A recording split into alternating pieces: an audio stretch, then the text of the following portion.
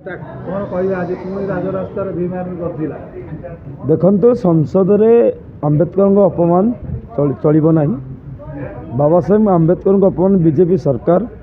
जी दृढ़ दक्षतार केंद्र मंत्री पद में बसी अमित शाह जो अपमान देते केवे माने अनिर्वाच सब अनिर्वाच कर निंदा कर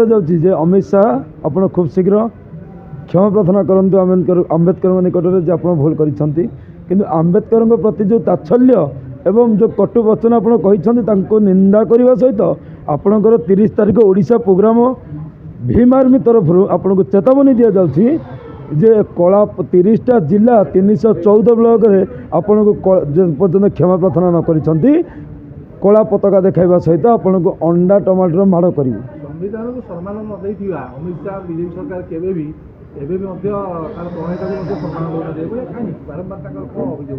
देखो ये बीजेपी सरकार आज नुहे 2014 जो सरकार गठन कला से ही दिन ही बीजेपी सरकार संविधान विलुप्त करने को लगी